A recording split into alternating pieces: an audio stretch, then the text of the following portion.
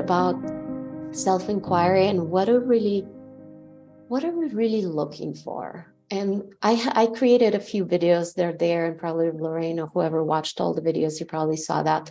And I'm going to speak a little bit more into freedom is in neutrality and unconditional love in KI. So coming to this work from a non-dual everyday living, what was really, really obvious is that prior even coming to this work, how things really resolve. Because when we wake up, we understand it's this stepping off the cliff, this free falling. And in this free falling, we also understand that everything has to come into this space. And what I'm talking about, in the beginning, I used to call this space of awareness, or this space of nonstop seeing, being aware, beingness, isness, existence. So what was seen is that I used to call it the radical fire of truth. And what it was doing in the beginning, when awakening had happened, the shift had happened, there were still beliefs and concepts that were kind of ruminating here and there. And what was happening, it was like literally 2 years of things or concepts arise, or ideas and that want to, be lived out or whatever, manifest, being believed again. And then it was radically seen as, wow, everything has to come to this radical fire of truth with which would consume everything. Meaning it's just swallows concepts into making them absolute empty, like bubbles, and they would just pop everything. What is it popping? It's not something real. It actually shows you the illusion of things appearing within our system. So it's the illusion of like, an identity with whatever, a raw fooder, let's say in that time I was, an identity with like a positive parent, an identity with anything, any concepts we believe about life, about ourselves, or about others, there are seen to be empty. And they only can bother us when they carry a belief within them that this must be true. So this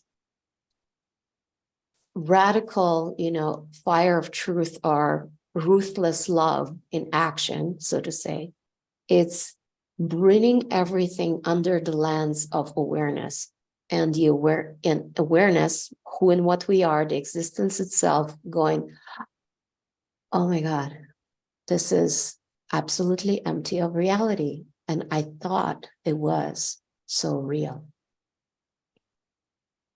Okay, now that doesn't mean that I'm not going to be a positive parent.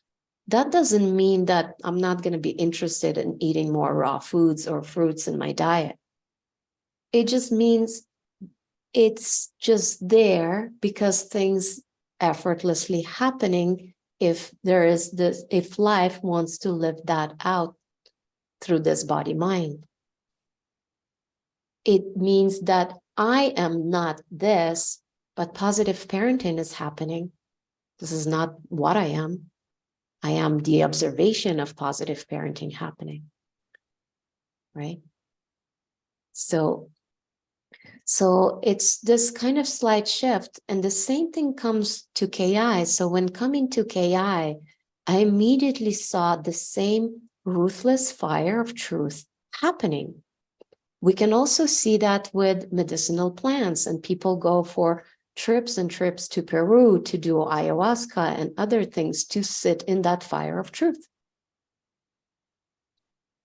And all that means is that we bring stuff, unconscious stuff, and bring them up into conscious awareness to see that, wow, we took ourselves to be a word, or a concept or an idea or some distant past that no longer exists, only exists as words or pictures in our body-mind. So this unconditional love, or the ruthless fire of truth that I'm speaking about, it's what KI is also about, what a self-inquiry session is, or a facilitated session is. It's recognizing and realizing that we are the constant observer, we are the witness, we are the space in which everything is arising. And also from that space, when we are from that space truly coming to see these things, we start learning about the fact that what I was taking myself to be true, now I see it from a compassionate, loving space of, wow, this poor little girl had no other choice but to believe these intense deficiencies about herself to survive. So when we start seeing through what seemed to be real over and over again, eventually this is what starts coming home. And it's exactly what was happening to me in waking up. And it was for 2 years, things were just shown to me, and they were like exploding like bubbles out of my system, like soap bubbles. Poof, not real. Poof, not real. Poof, not real. And then you realize, oh my gosh, there's nowhere to stand on. There's nothing to grasp onto. But that's what freedom is about. Freedom is not standing on some balcony where it's safe and holding on to a rail because it says safety. It's actually letting go, truly, of everything that used to be safe, which is very deficient. It's all these ways that we learn how to survive, learn how to be safe, learn how to at least get some attention, forget about love, that, made us, give us food in our mouths and shelter over our heads when we were growing up. So now this safety, which seemed like I need to grasp onto this rail and stand on this balcony, but actually, if I realize that what is creating suffering in my life is this grasping onto this rail and standing on this balcony. And what I have to do is to really let go and free fall into feeling, into surrendering to what is, meaning being the space to all the pain that is arising and feeling it, which is very counterintuitive to a survival mechanism of our body-mind.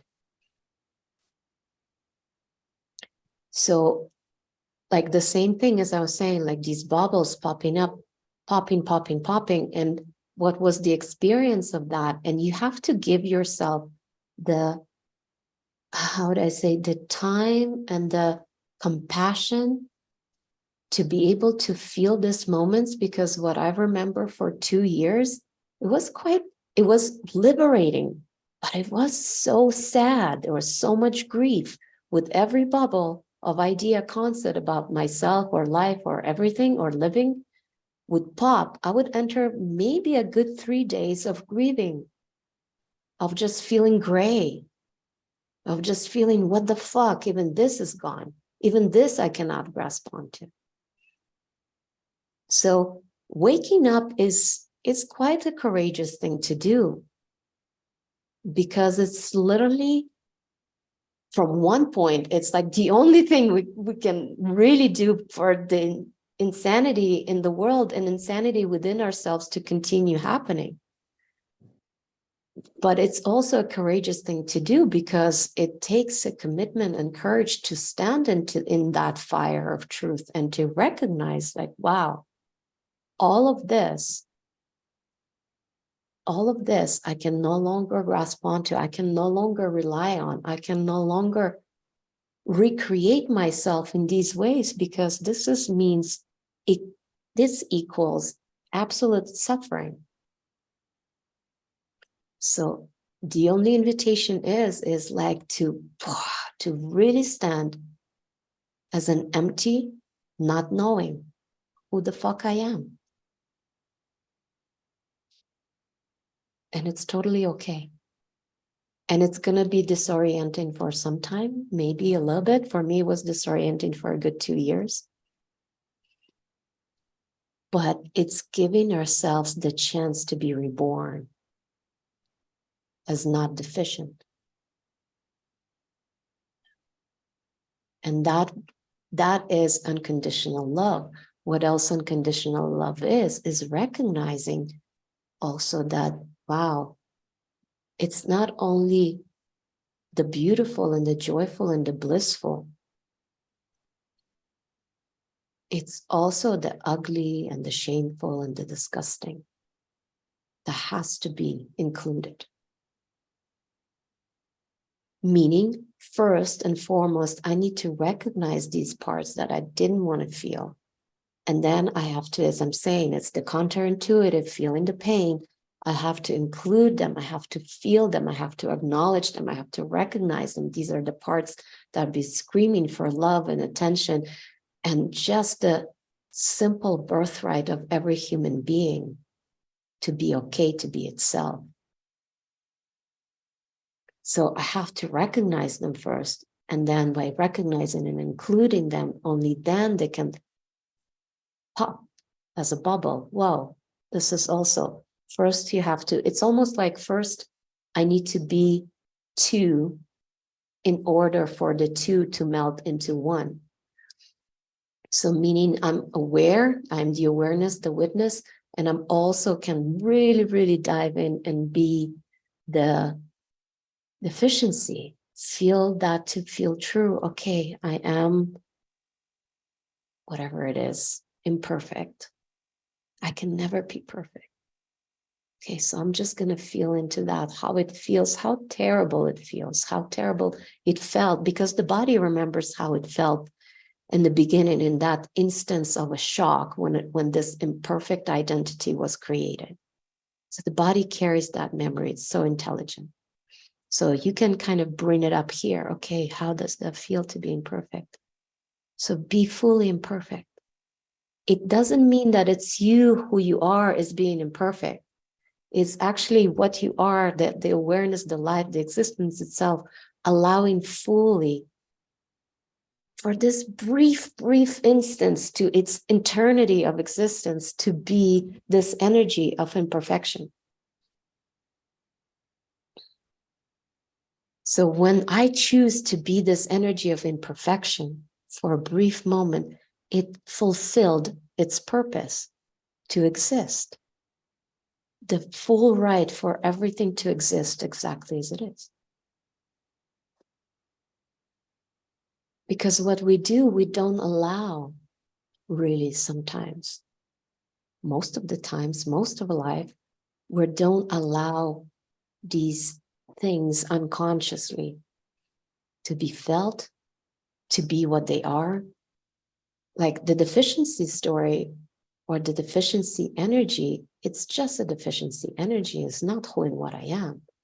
Who and what I am, I mean, in a merge, in an innocent merge prior to this work, yes, we were so merged with this energy that the only thing we know about ourselves is that.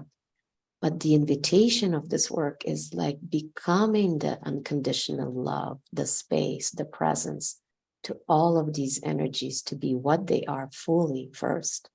And then if they are able to exist, even for a brief moment without resistance, then they are able to also relax back into where they come from, to this, back into unconditional love, back into presence, back into source, back home. Yeah.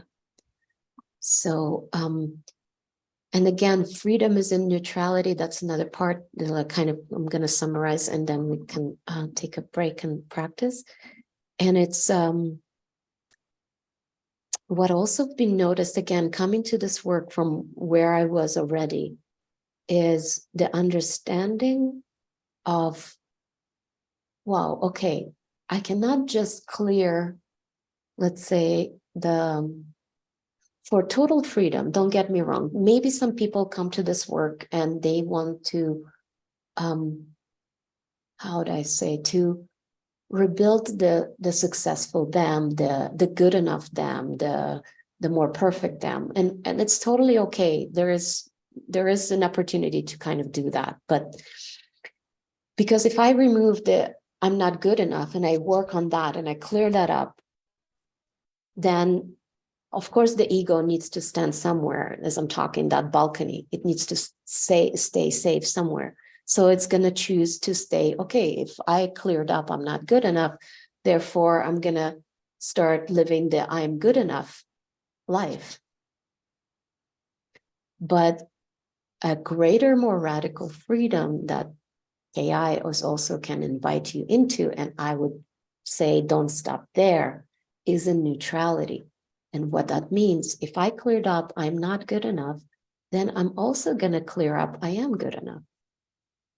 And it's kind of, again, to the mind, it's kind of counterintuitive. Why would I clear that up? But again, coming back to who and what we are, there's no balconies. We're not going to stand and grasp onto any rail. And that is true freedom, because if I'm just truly what I am, which is unknown, which is mystery, which is literally free falling without grasping onto any idea or concept about myself anymore, anytime, anywhere, never anymore. Because as soon as I grasp onto another kind of rail, any kind of belief, I'm back in separation because I created two. So for true freedom, I would invite you to explore, clear up both sides, that I'm not good enough and I am good enough. And what you can start noticing, it's almost not even clearing, but what it actually does, it creates this inclusion. And maybe there is a demo in the demo facilitation portion, and it's Darby is facilitating me, and we were in training still. We were like really raw with playing with all the tools. And yet it was such a brilliant, beautiful session where I was clearing up, I am a thief. So I was clearing up from my system. I am a thief. And it was quite fascinating because I got a clipping of a plant where I was doing a house sitting for my friend. And I got a clipping, and without telling her, of her huge plant. And there was a point where she was visiting me and she was looking at this plant, and in me, anyway, the whole system within me, which was, we were really, really poor in USSR growing up.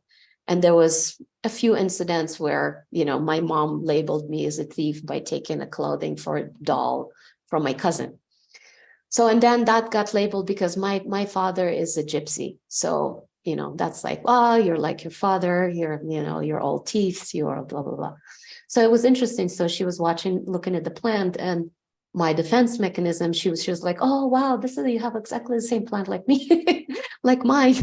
And I go, oh, really? Instead of telling her the truth.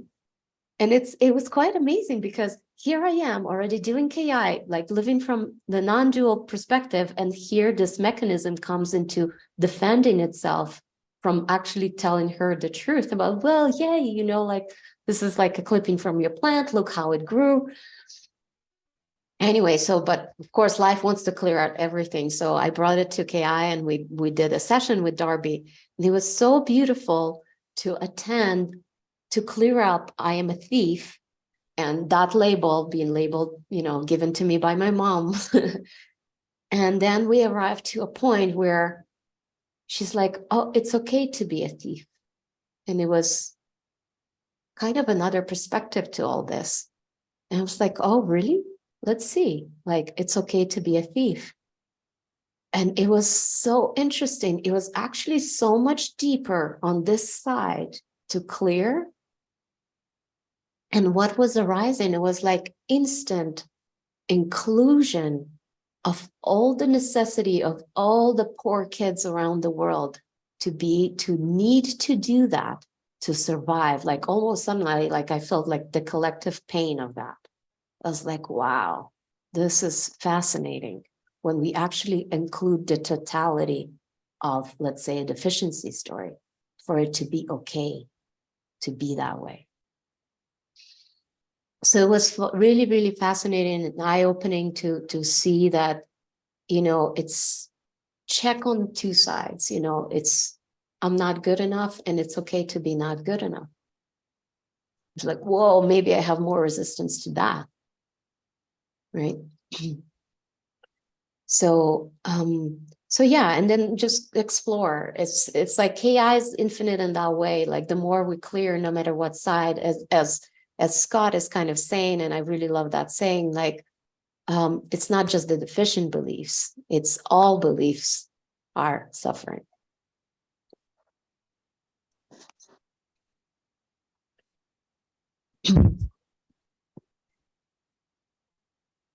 And again, to the mind, like probably the last words with that, to the mind, it looks like, wow, if we let go, if really we let go, there's chaos. How am I going to function?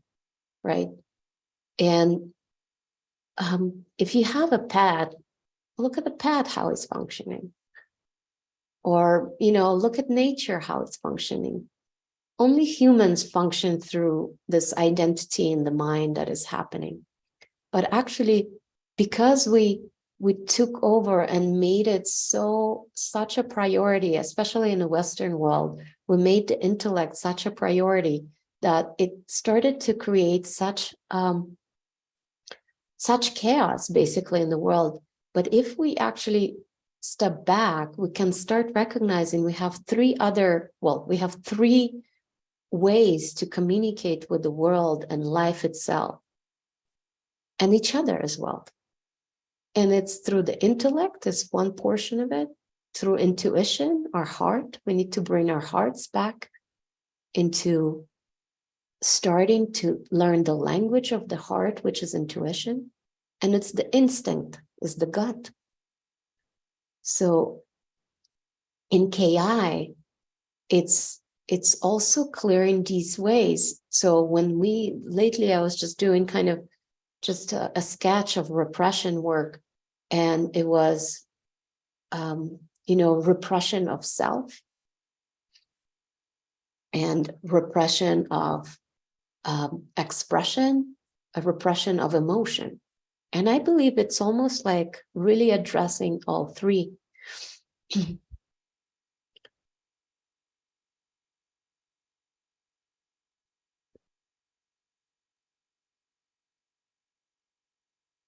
So it's,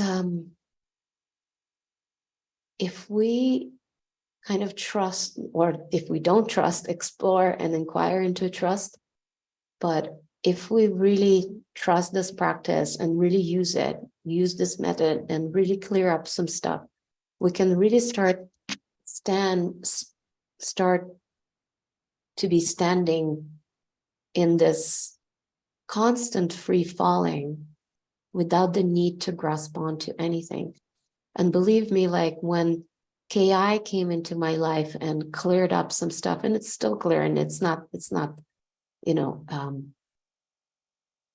never the end. There's no ever end with being human. It's always deepening, always deepening.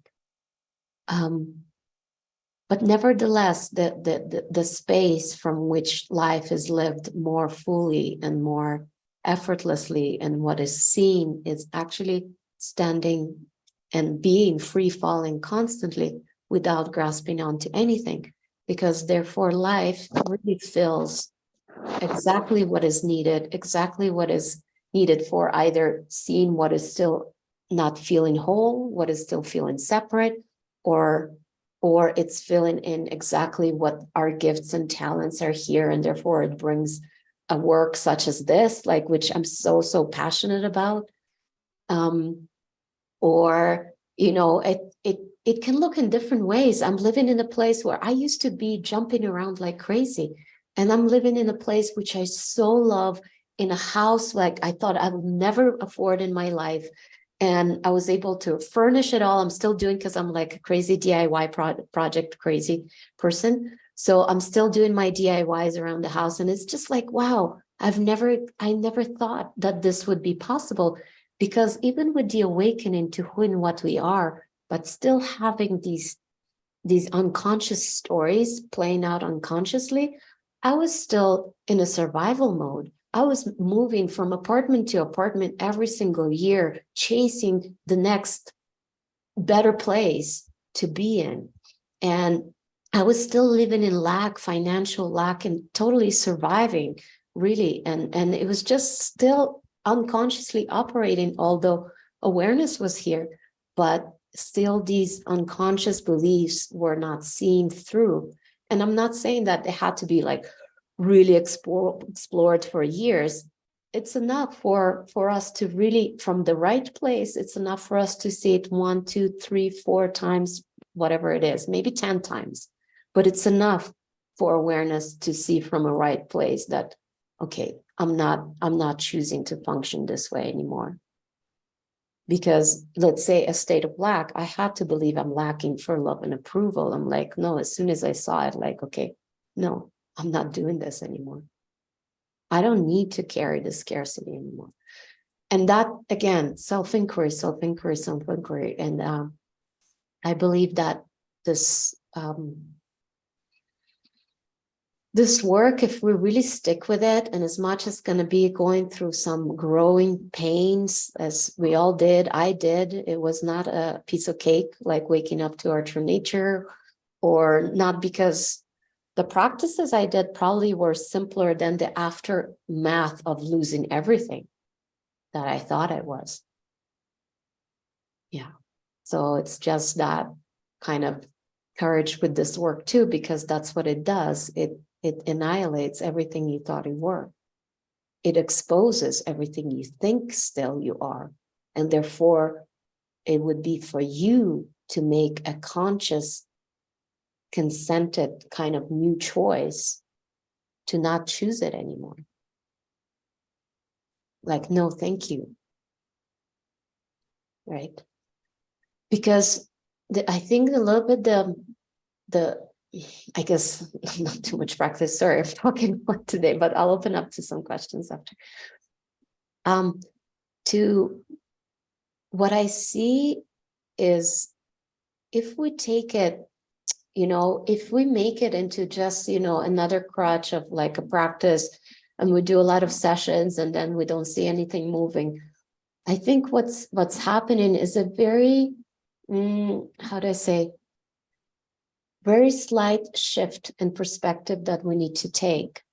And it's to understand that if we are existence itself, we need to start seeing from that space, meaning it's not science, or it's not like out of this world, it's not sparkles, it's just what is aware of my words right now, attentively hearing. That same thing has to become aware of the illusion we take ourselves to be, whether it's first we need to embrace it compassionately, feel the anguish of it, and then also see the illusion of it.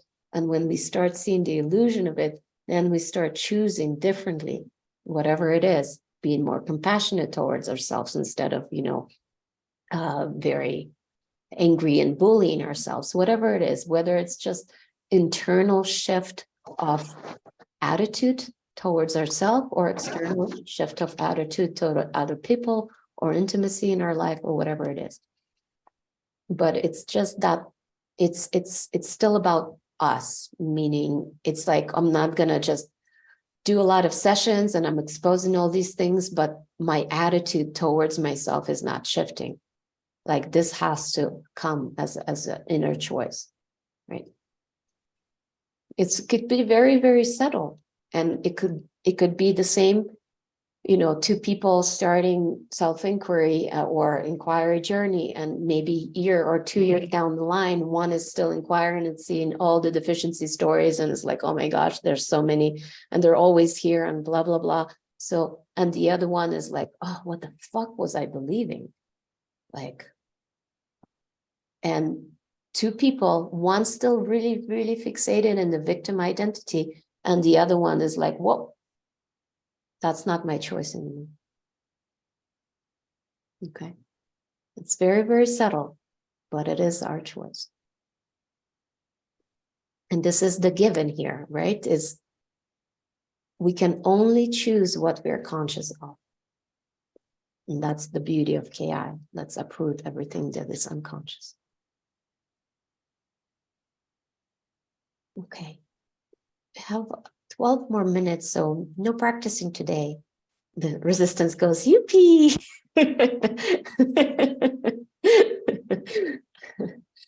But let me know if you have any questions on self-inquiry, on any other tools, or anything to really do with everything we learned up until then. Alina, I just have a question that kind of twigged. That was a great talk, by the way. I'm always amazed how you can go so deep and just, it's just coming, you can see it right freely flowing. I have a hard time doing that. But I was just curious about how KI and awakening are enmeshed. Like, do most people, if they haven't had that awakening by the process of going through KI, do they have that experience? Or just interested to hear maybe your exposure, like how most people are operating with those two. Yeah, for sure. So my experience obviously is different.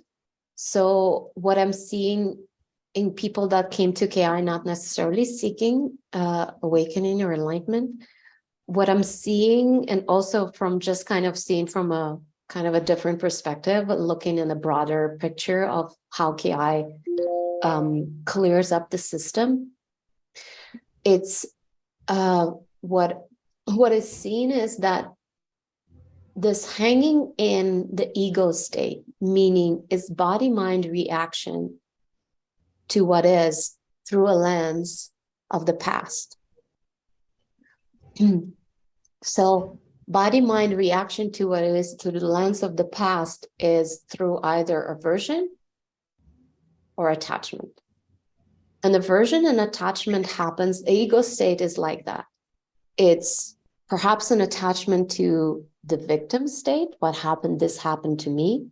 And it is at the same time, it also is an aversion to perhaps feel what happened to me. So I'm not going to feel, and yet I am attached to the story. It's like a push and pull that is constantly happening. It's like the weirdest thing ever.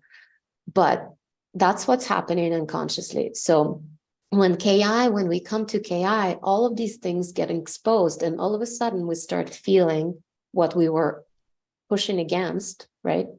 Our aversions, and we start letting go of the victim, which is the attachment. And with that, what it opens up is actually a more freedom to be here and now. So it can be less noise. It looks like less noise in our heads, meaning because this attachment aversion, the ego state, is a constant state of time.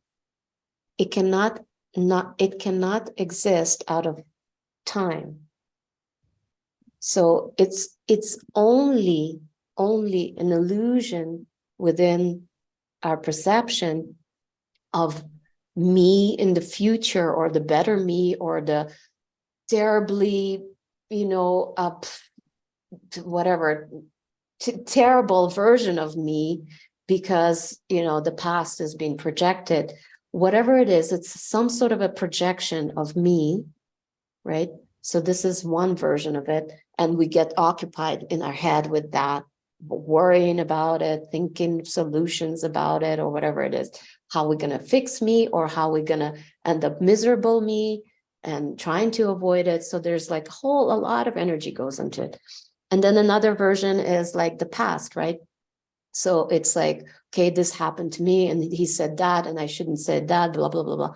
So it's just that noise that is constantly trying to solve the body-mind reaction to something that happened a long time ago.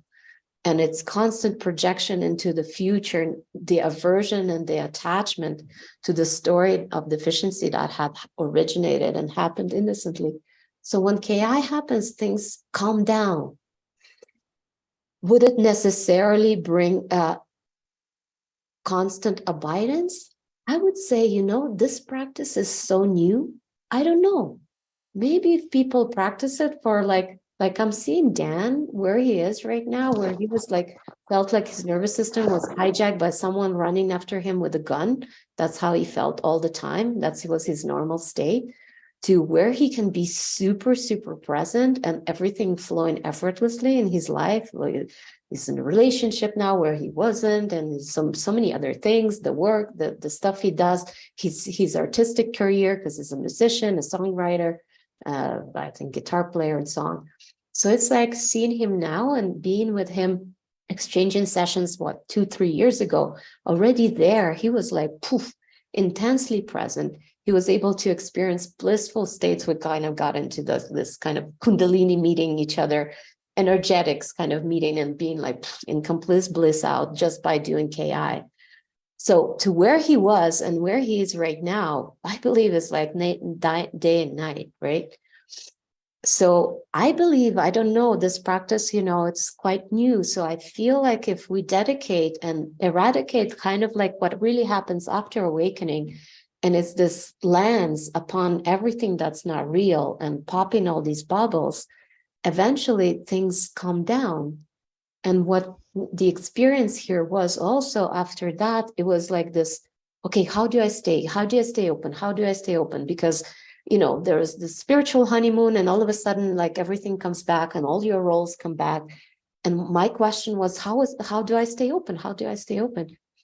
And it was through stop believing or attaching to a root thought, which was for me, I know. That's a root thought.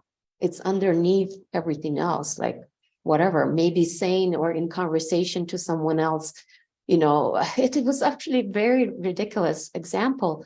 And it was my partner at the time, and he was new in Montreal.